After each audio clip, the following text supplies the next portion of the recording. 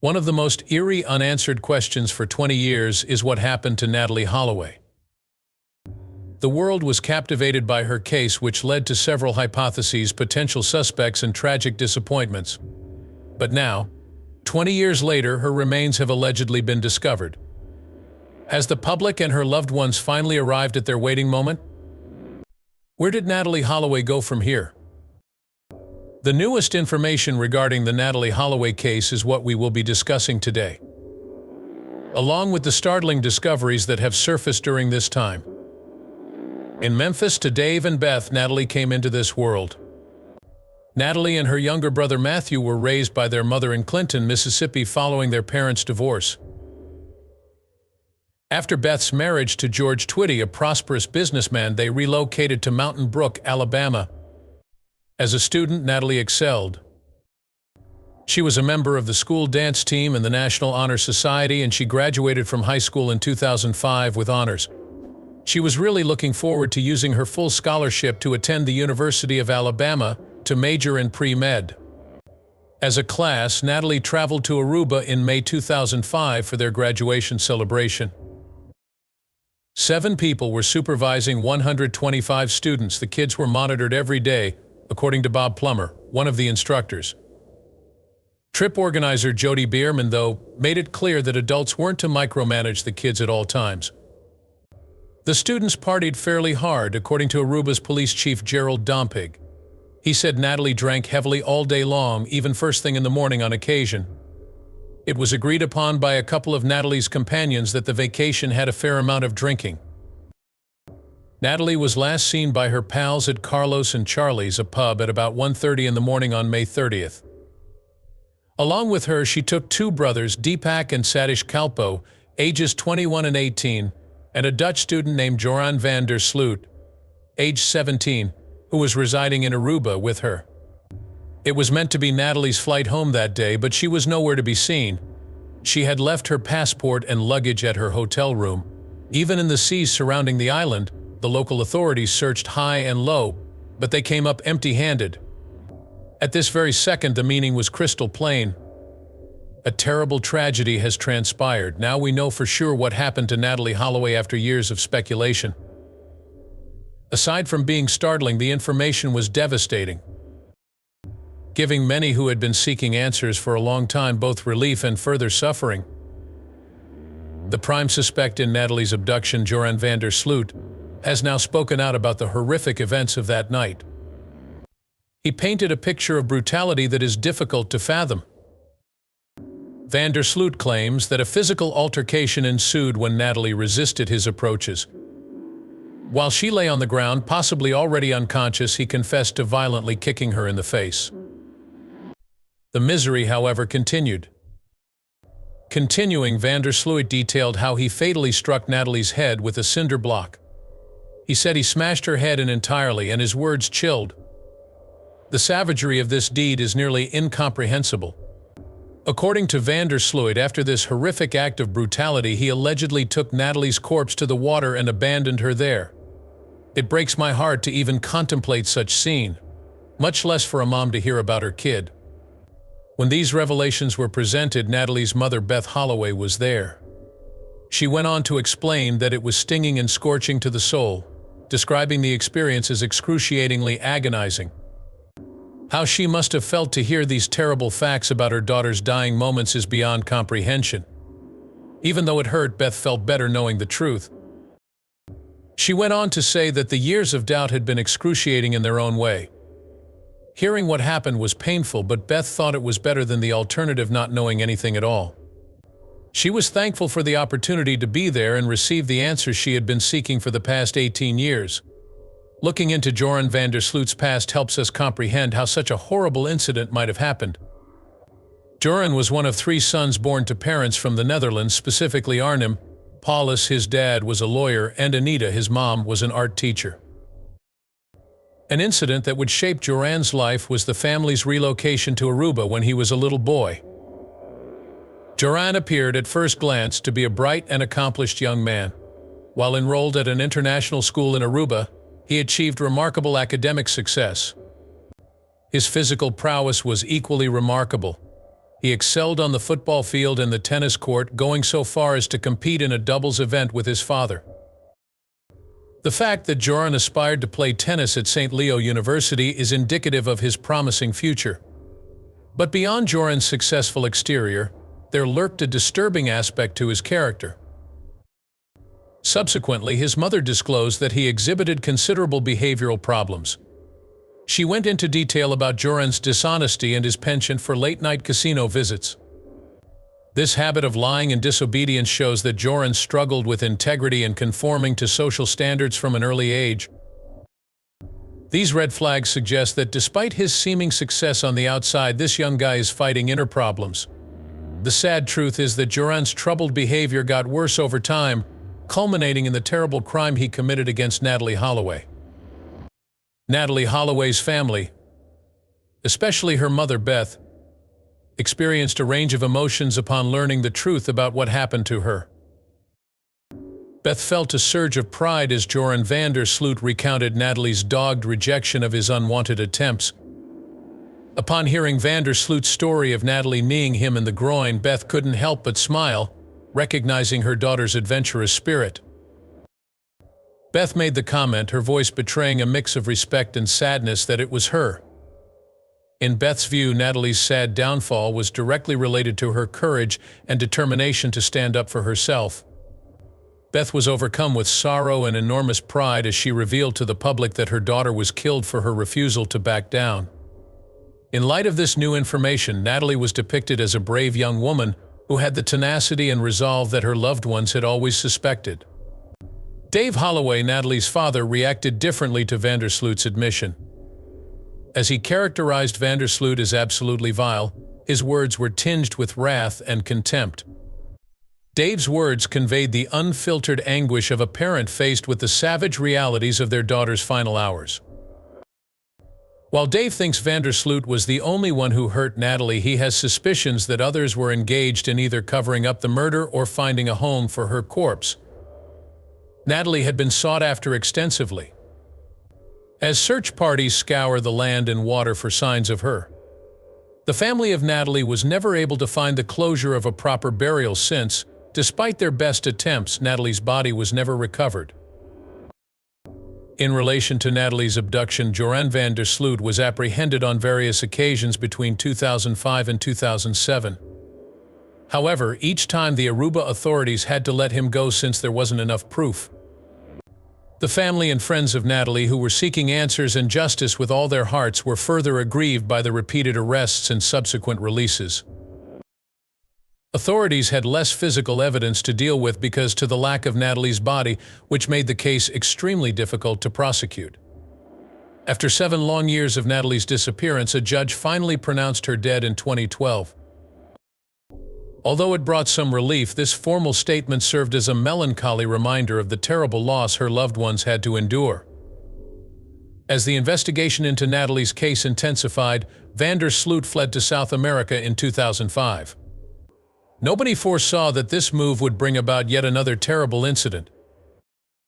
Found in a Lima, Peru hotel room on May 30, 2010, the body of college student Stephanie Flores was found 5 years and 1 day after Natalee Holloway went missing. Joran van der Sloot was the one who had booked the accommodation. There were disturbing similarities between Natalee's disappearance and the events leading up to Stephanie's killing. After checking out without returning the key and leaving the TV on, van der Sloot was caught by hotel workers beating Stephanie's corpse in room 309. The room's tennis racket was thought to have been a weapon. A joint appearance by van der Sloot and Stephanie at the hotel and a neighboring casino the previous night was uncovered by the investigation.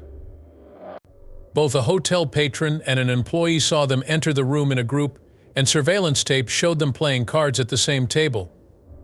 To take part in a poker tournament, van der Sloot departed from Colombia on May 14, 2010 and arrived in Peru.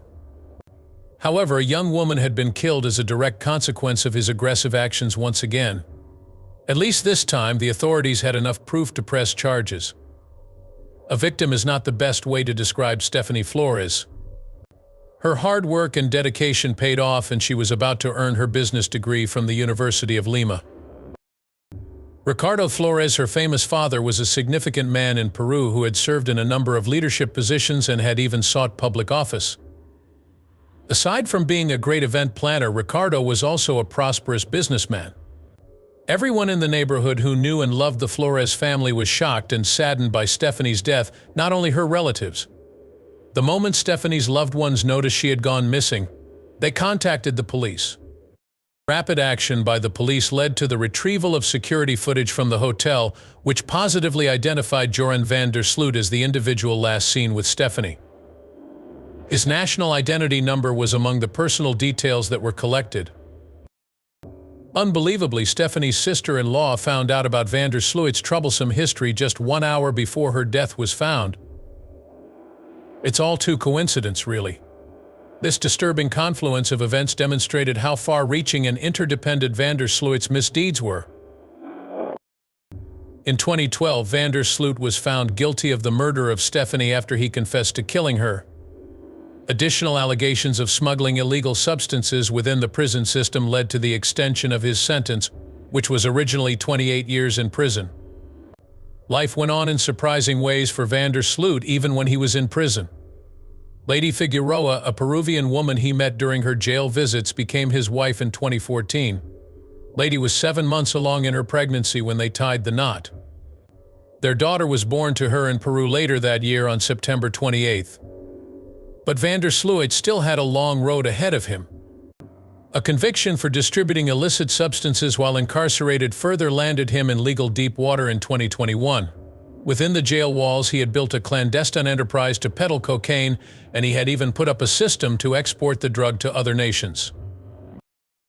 Prison officials found out about his plot, which comprised cleverly concealing the cocaine inside sugar beets.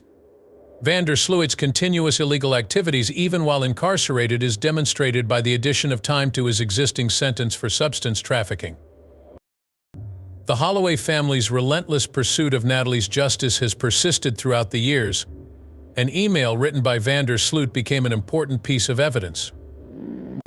2 days after Natalee vanished, he and his father Paulus allegedly set sail on the water in a boat to attend to business, according to this message. This questionable comment prompted numerous inquiries and hinted at the possibility of an effort at concealment. Direct communications with Natalee's relatives were also conducted over the same email address. Van der Sloot mentioned in a mysterious message that he was out on a ride and taking care of things, withholding additional information. Despite his repeated assertions to the contrary, van der Sloot has failed to provide a satisfactory explanation for Natalee's whereabouts. The anguish and aggravation felt by Natalee's family have been exacerbated by van der Sloot's inconsistent and frequently contradictory remarks. There has been renewed optimism for answers with each new allegation or confession, but ultimately more questions and sadness have resulted. Reliving their loss with each new step in the case has been emotionally taxing for the Holloway family. Joran van der Sloot's appearance on the Pauw and Weidman talk program in the Netherlands in January 2008 stands out. His stunning outburst occurred when criminal reporter Peter de Vries confronted him during the show. While the show was airing, van der Sloot lost it and hurled a glass of red wine at de Vries. People began to wonder about van der Sloot's emotional stability after seeing his erratic behavior. In February 2008, following this incident, Dutch TV aired an undercover film shot by de Vries. According to the footage, van der Sloot admitted to being present when Natalee Holloway died while consuming marijuana. 7 million people in the Netherlands tuned in to see the show because of this shocking news. The public's unwavering interest and concern for Natalee's condition were shown by the fact that it became the most watched non-sports broadcast in Dutch TV history. This film is the result of a well-planned covert operation. While reporter Peter de Vries and Patrick van der Eem were secretly filming Joran van der Sloot, the former befriended the latter without telling him. Van der Sloot shared a chilling account of Natalee Holloway's dying moments during their chats. He insisted that their beach encounter had been interrupted by Natalee's seizure. Van der Sloot claims that he tried to revive her but failed. An acquaintance named Dory was supposedly his next point of contact. Dory allegedly put Natalee's corpse on a boat before disposing of it in the water, according to van der Sloot. Surprisingly, neither Dory nor Vander Sloot tried to rescue her or summon help. Vander Sloot subsequently changed his account, even though the video confession seemed to implicate him. He was under the impression that Vander was involved in drug selling, so he made up the whole story to impress him. Although the video may be used as evidence, the Aruban prosecutor determined that it wasn't enough to warrant an arrest. Many people were upset by this decision and began to doubt the legal system's ability to handle the issue. A 2009 television movie was made based on the true incident of Natalee Holloway's abduction since it became so popular with the public. Beth Holloway, Natalee's mother, wrote the novel that was adapted into the film Natalee Holloway. In the film, Jack Stridham played Joran Vander Sloot, who was implicated in Natalee's abduction. When it premiered, the picture broke all previous ratings records for Lifetime Network. Even more intriguing is the fact that Vander Sloot allegedly saw the film and noted that, although certain aspects were true, others were not. Justice for Natalee Holloway, the sequel to the critically acclaimed first film, starred Stephen Amell as Vander Sloot. While playing in poker tournaments in Macau, a place famous for its casinos, Vander Sloot was seen. He went so far as to call himself a professional poker player after winning a sizable sum in an online event. A poker strategy guide by Barry Greenstein was Vander Sloot's favorite book, according to his YouTube channel. There was a period when he appeared to be an exceptionally skilled poker player. That Vander Sloot was making an effort to put his difficult history in the past and concentrate on a profession in professional gaming. Unfathomable suffering, anguish, and tenacity have marked the Holloway family's path. The unwavering devotion and resolve of a mother to uncover the truth has been personified by Beth Holloway. She has persevered in her pursuit of justice for her daughter through years of fruitless leads, disappointments, and pain. Beyond the Holloway family, the case's effects have been far-reaching. Changes in the international handling of missing person cases have resulted from the increased knowledge of the risks that young people confront when going overseas. Books, movies, and films have immortalized Natalee's narrative, keeping it alive and warning others from the dangers she faced. Joran Vander Sloot is still serving time for the murder of Stephanie Flores in a Peruvian prison as of the year 2024. Although he is set to be released in 2045, his future is clouded by the additional charges in the U.S. Since Vander Sloot can now serve his 20-year term in the United States alongside his Peruvian sentence thanks to a recent plea deal, he will most likely stay in Peru to finish out his term. Justice must be served both for the Holloway family and in honor of Natalee's legacy. The convictions and confessions of Vander Sloot have given us some answers, but there are still a lot of unanswered questions. Without the finality of a proper burial, Natalee's loved ones are haunted by the inability to reclaim her remains. A family's steadfast love and resolve in the face of unfathomable tragedy is the central theme of Natalee Holloway's novel, which ultimately centers on a terrible crime. It's proof that a parent's love can last forever and that persistence pays off. The lives she touched and the memories of those who knew her ensure that Natalee's legacy will endure long after her passing. Has Natalee's narrative been keeping you occupied? Post a comment below and tell us what you think. Also, if you're still with me, please subscribe so you won't miss any future stories like this one.